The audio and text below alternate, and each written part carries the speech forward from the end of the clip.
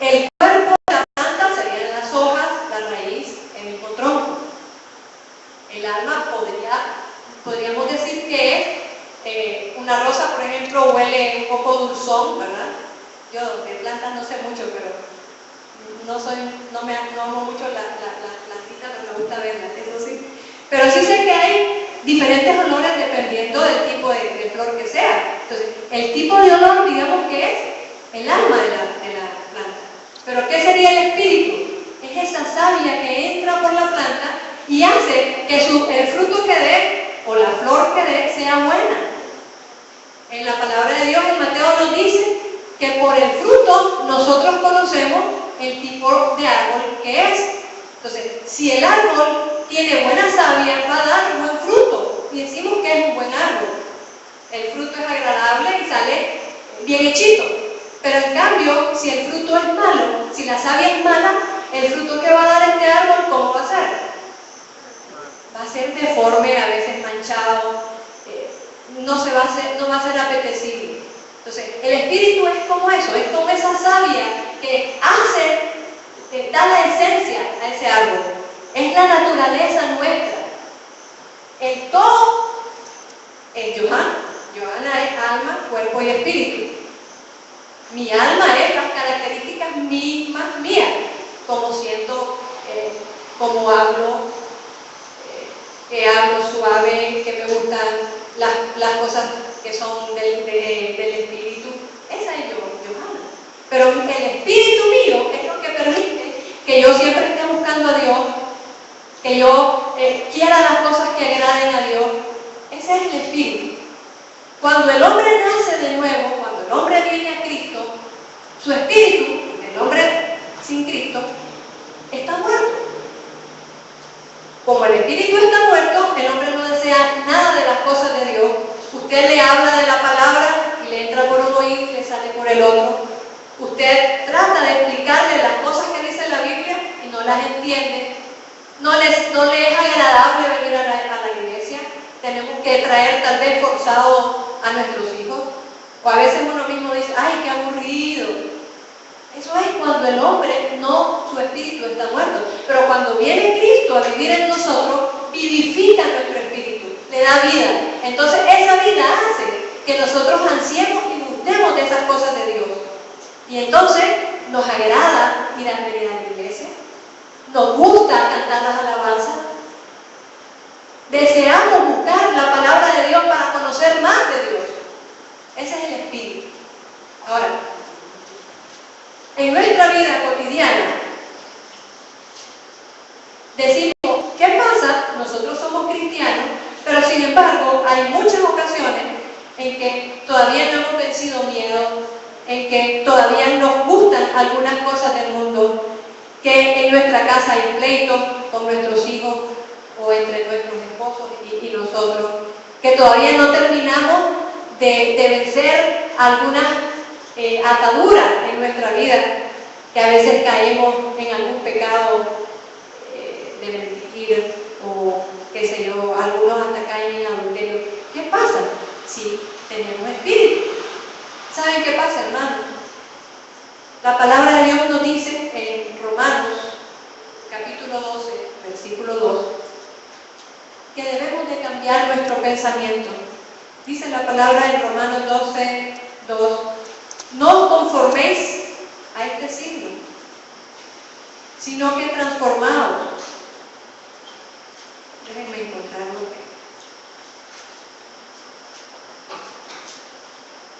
No os conforméis a este siglo, sino transformaos por medio de la renovación de vuestro entendimiento, para que comprobéis cuál sea la buena voluntad de Dios, agradable y perfecta. Y aquí es donde está el secreto. Dice, no se conformen a este siglo, o sea, no se conformen a este mundo, no amen este mundo, sino cambien su manera de pensar, cambien su manera de comprender las cosas. Solamente cambiando nuestra manera de pensar, que ahí van, vuelvo a repetir, nuestros valores, ahí van el ejercicio de nuestra voluntad, ahí van nuestras capacidades, ¿verdad? Ahí van nuestros sentimientos. En ese entendimiento, ahí va todo eso. Si nosotros no lo cambiamos, entonces, ¿qué pasa? Seguimos comportándonos como si no estuviera Cristo en nuestro corazón. Por eso nosotros como iglesia siempre insistimos en que debemos de leer la Biblia, en que debemos de orar. Por eso nosotros como iglesia siempre estamos procurando enseñarles la palabra sin adulteramiento, sin adulterar. Por eso la iglesia provee de tiempos de estudio, como la escuela de líderes y las otras escuelas que se van a abrir a lo largo del año que viene, si Dios nos permite hacerlo, ¿verdad? Confiando en que así va a ser. Entonces, todos estos estudios, todos estos programas, todos estos ministerios nos permiten ir conociendo cuál es la palabra de Dios. Y a medida nosotros leemos de la palabra, ¿qué es lo que va a ir transformándose? Nuestro entendimiento. La mujer que le cuesta sujetarse, miren, esa fue una de mis experiencias. Les decía que a mí me costaba sujetarme. Yo era de las que decía, no, cuando yo me case, si mi esposo y yo no nos entendemos, yo me divorcio, porque hombre sola. Yo había terminado mis estudios en la universidad y yo decía, yo puedo trabajar. Si no me va bien el matrimonio, yo me divorcio y yo puedo sostenerme, no me va a hacer falta. Gracias al Señor, Él tenía un propósito para mí, ¿verdad? Él me hizo conocer a Fernando. Fernando vino primero a los pies del Señor y a través de Él me iba enseñando lo que decía la Biblia. Él me decía, yo no te voy a convencer, anda a leer lo que dice la Escritura. A través de leer la Escritura, yo conocí del Señor. Y por haber conocido del Señor, es que se inició ese proceso de cambio de entendimiento. Y empecé a leer que la Biblia dice, mujeres, sujétense a sus esposos. Fíjense que si yo no hubiera leído esto, si yo no hubiera conocido esto, yo me hubiera divorciado tal vez al año, o tal vez a los 2 años. ¿Por qué? Porque uno como mujer y como persona quiere hacer las cosas a su manera. Y si él dice, o sea, me acuerdo bien, él decía, qué sé yo, le gustaban las cosas en orden y a veces a mí, yo no soy, en algunas cosas me cuesta ser ordenada. Y él venía y arreglaba las toallas, arreglar refri, todo bien ordenadito. Llegaba yo y yo lo pongo por donde sea, porque a veces me cuesta también la agachada por mis rodillas. Y a él le gusta el orden, eso era un motivo a veces de discusión. Y muchas otras decisiones en la educación de los hijos. Si yo no hubiera aprendido a sujetarme, yo no hubiera tenido un matrimonio, no hubiera tenido una familia. Entonces, yo digo, esa parte de la sujeción es una de las cosas que más nos cuestan a las esposas.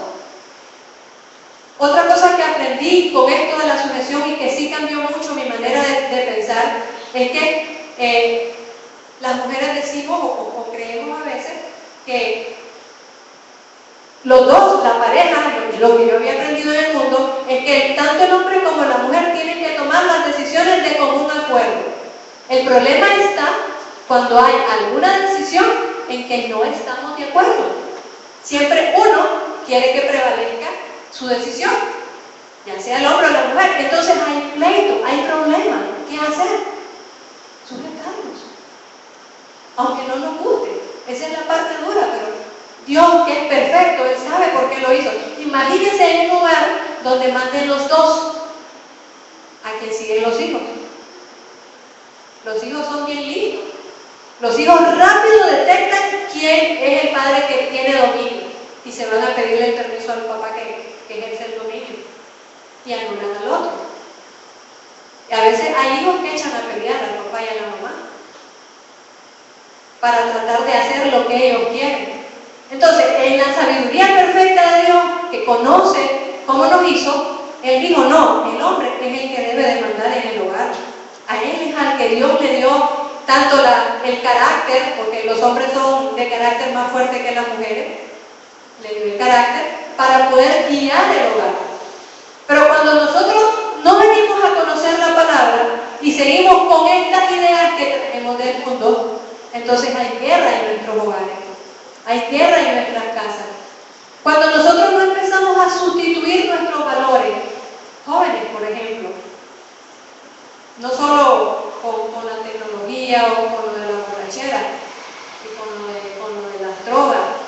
sino hay cosas sencillas, como dejarnos guiar por el consejo del papá, por el consejo de la mamá.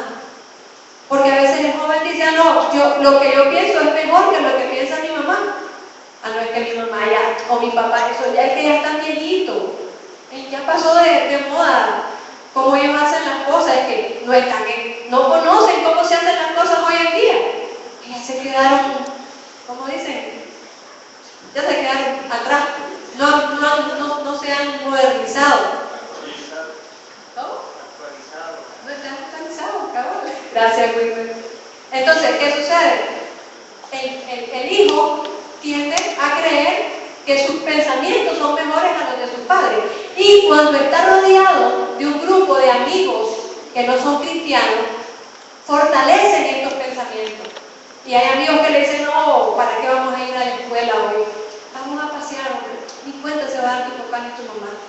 Te vas con el uniforme, metes en la mochila una mudada civil y después te salís. A la hora que toque la salida de la escuela, regresar y te pones el uniforme. Y entonces, si uno no conoce lo que dice la palabra y no la cree, lo hace. ¿Saben qué? Jóvenes, en el camino hay muchos peligros para ustedes. Dios le ha dado la sabiduría al papá y a la mamá para guiarlos y para protegerlos, para que el camino de ustedes esté bendecido y no les pase nada malo, para que no haya accidentes, para que no haya problemas en su vida. El papá y la mamá somos los encargados de apartar esos peligros. Ustedes lo que tienen que hacer es confiar que de verdad Dios nos puso ahí, nos dio esa sabiduría para poderlo guiar. Entonces, todo esto es nuestra manera de pensar, esto es lo que tenemos que ir transformando. Las jóvenes, muchas veces cuando tienen problemas y están recién casadas, ¿qué le dice el mundo? Divorciate, si hombres sobran. O si no, si el problema es porque hay esposos o esposas que están bien pegados de la mamá y entonces les cuesta, a veces esa transición, les cuesta desligarse del papá y formar su hogar. Entonces, el mundo le dice, no, si madre solo hay una, hombres hay un montón. El problema es que no es eso lo que dice la palabra de Dios. Él dice, dejarás a tu padre y a tu madre y te unirás a tu mujer. Y muchas veces queremos nosotros ser más sabios que lo que dice Dios y le decimos, no, Señor, eso es incorrecto.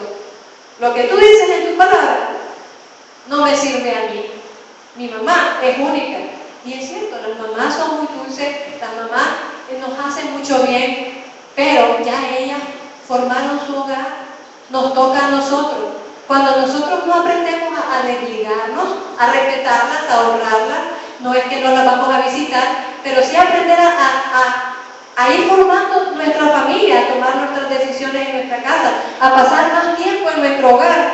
Entonces, si no hacemos así, nuestro matrimonio se va desbaratando. No aprendemos a ser responsables de las cosas de nuestro hogar, por estar tal vez en la casa de la mamá. No aprendemos a educar a nuestros hijos de acuerdo a nuestros principios y valores.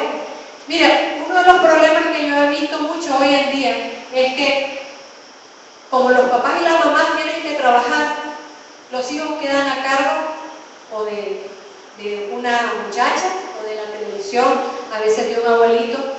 ¿Y qué pasa? Van creciendo con valores que no son los suyos. De repente lo encuentra, qué sé yo, pegado todo el día en la televisión y usted le dice a la muchacha, pero si no te he dicho que yo no quiero que veas televisión sino solo una hora. Y la muchacha, que no le interesa, a ella está devengando un salario y a lo mejor pues ella le quiso hacer caso y le dijo a mí apagar la televisión, pero como no es autoridad, no le hace caso. Entonces, los niños van creciendo ¿con qué valores?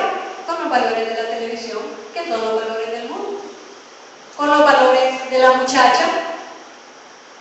De esa manera van creciendo. Entonces, el plan de Dios desde el inicio de la creación del mundo fue que el hombre es el que aportara el sustento para la familia y que las mujeres nos encargáramos de educar a la familia. Ahora, el diablo ha siempre querido destruir lo que Dios ha hecho. Todos los planes y propósitos de Dios, el diablo los ha intentado destruir. Y por eso, poco a poco, acuérdense que el diablo tiene todo el tiempo del mundo para él. Él va haciendo las cosas poquito a poquito. Él no fue de un solo que mandó a la mujer a trabajar. Él comenzó primero con la guerra. En la guerra el varón tuvo que ir a trabajar y la mujer se quedó sin el sustento que llevaba el hombre. Entonces la mujer fue obligada a tener que trabajar. Además que las fábricas, al no tener al varón, ¿por quién tenían que ser manejadas? Por las que habían quedado las mujeres. Entonces, a partir de ahí la mujer fue metiéndose en un rol que no le pertenecía.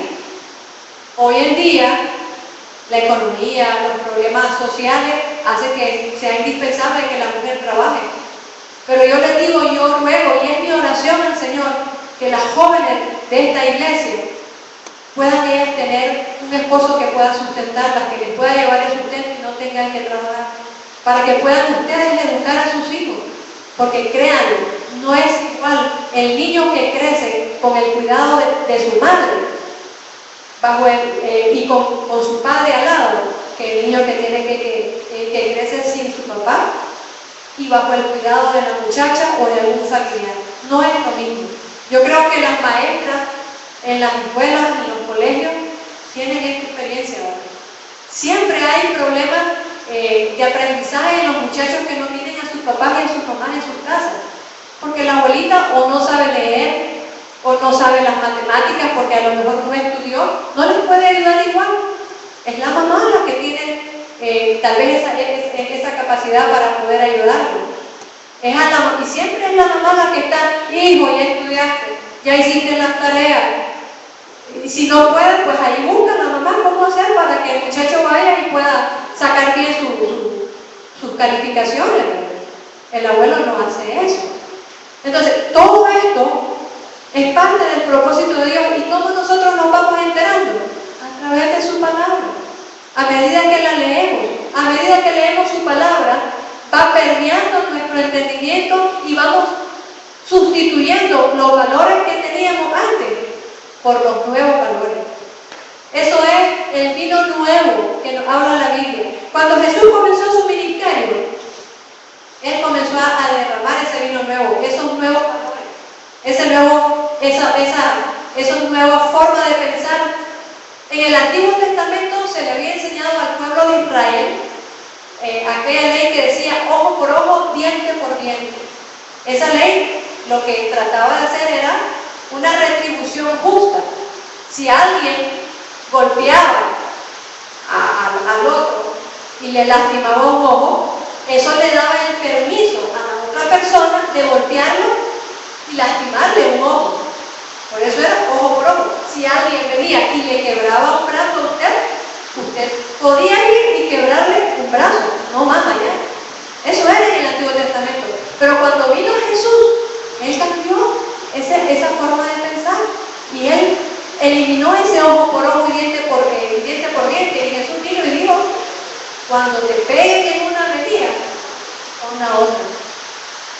Totalmente cambió en un giro de 360 grados la costumbre del pueblo de Israel.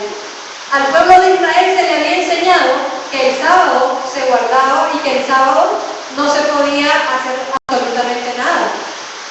Pero cuando vino Jesús, Él empezó a sanar el sábado. Él empezó a hacer milagros el sábado.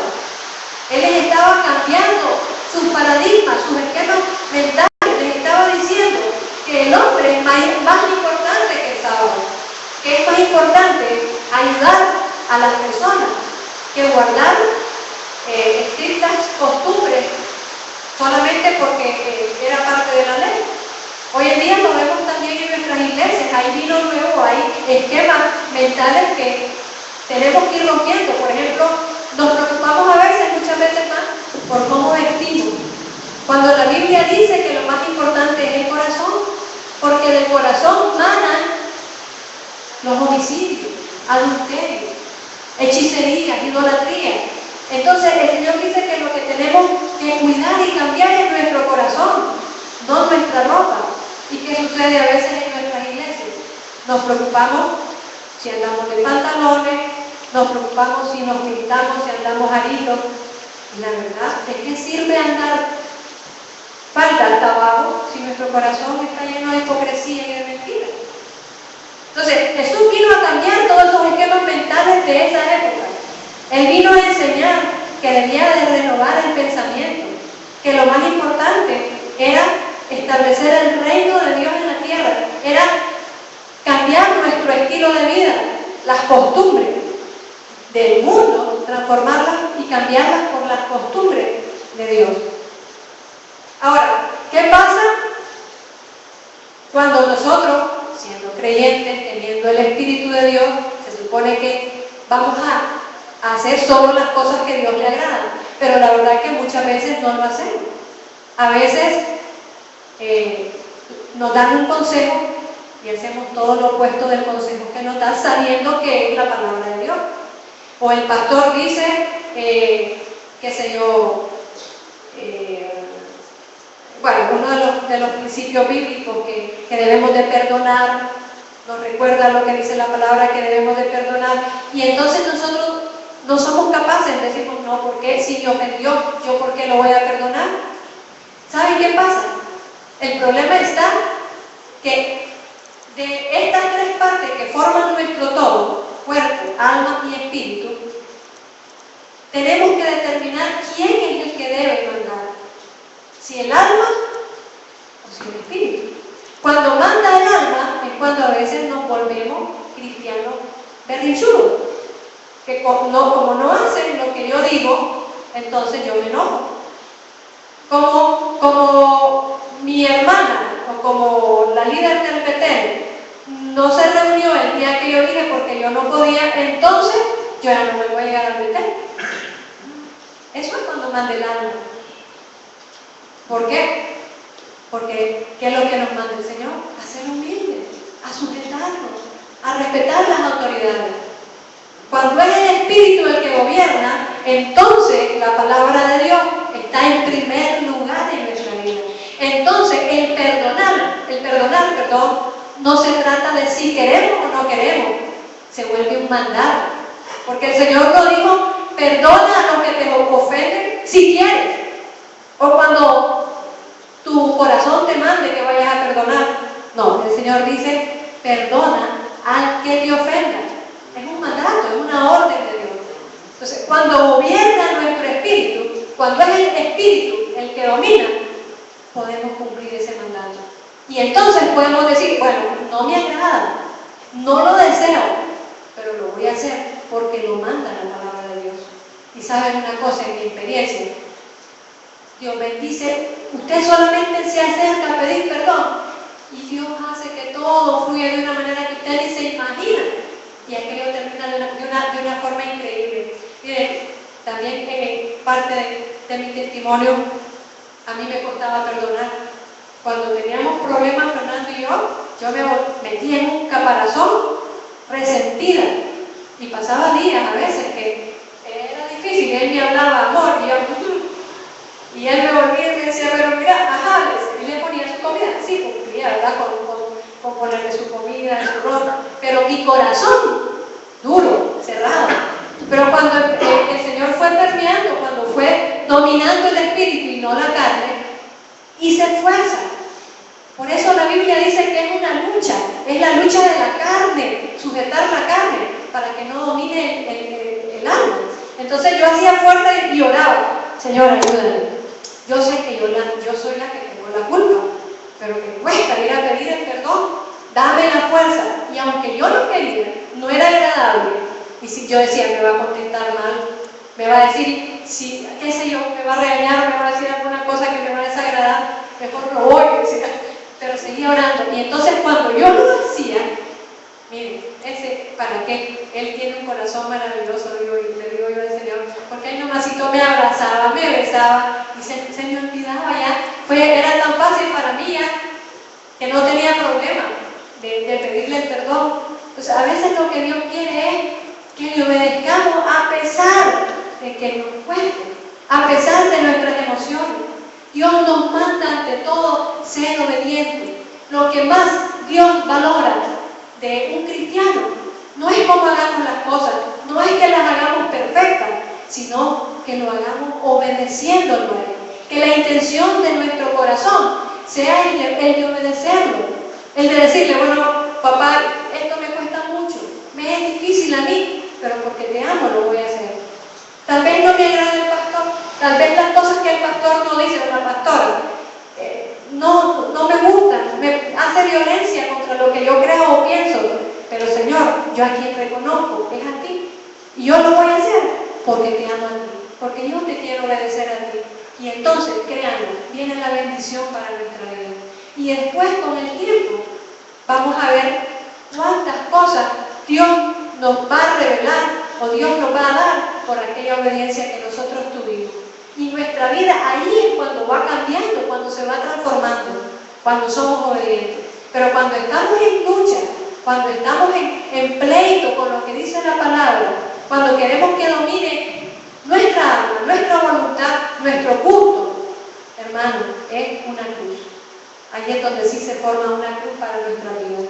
Y entonces vivimos no la vida abundante que el Señor nos promete, sino vivimos una vida llena de problemas, llena de malas experiencias, de fracasos, de frustraciones. Y aunque somos cristianos, que no deberíamos de vivir así, no vivimos, nos perdemos de vivir la bendición de la paz del Señor en nuestro hogar, nos perdemos de la bendición de ver fluir la armonía entre nuestros hijos, unos hijos que sean obedientes a sus padres, que siguen el camino de Dios.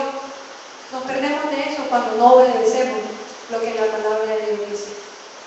Entonces, finalmente, yo les estimulo, les invito a que diariamente tengamos ese espacio, ese tiempo con nuestro Señor, para que nos llenemos de lo que dice su palabra.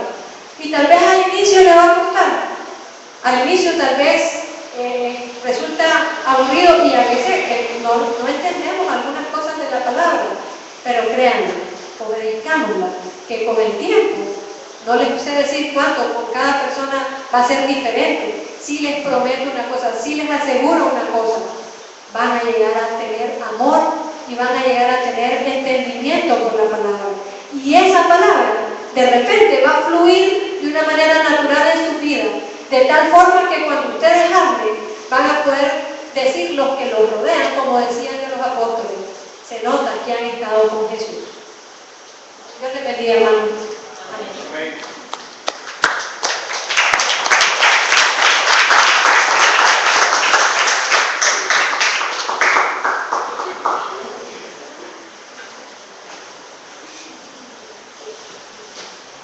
Bien, hermano. ¿Quién domina en tu vida? El cuerpo, la carne, el alma berrinchuda, dijo, o el espíritu. Ese es el reto. Póngase de pie, vamos a orar. Queremos orar con ustedes esta noche. Padre Santo, gracias por esta sierva tuya que ha dado esta palabra, Señor, para la edificación de nuestro espíritu. Ahora, Señor, yo te pido que tú bendigas la vida de cada uno de mis hermanos, tus hijos y tus hijas, y que cada uno de nosotros, Señor, como hijos tuyos, podamos primeramente traer cada pensamiento cautivo a Cristo, podamos doblegar la voluntad de la carne a tu voluntad, podamos, Señor, caminar no por la carne, no por el alma, sino por tu Espíritu. Porque tú nos diste tu Espíritu Santo para que Él nos guíe, para que Él dé testimonio a nuestro espíritu. Y entonces podamos hacer las buenas obras que tú preparaste de antemano para que andemos en ellas. Bendice nuestros hogares, bendice nuestras vidas. Y Señor, sigue bendiciendo nuestra obra, nuestra iglesia. Sigue bendiciendo, Señor, cada familia. Y te damos gracias hoy por todos aquellos que tú estás agregando hoy a esta iglesia. En el nombre de Cristo Jesús. Amén. Amén.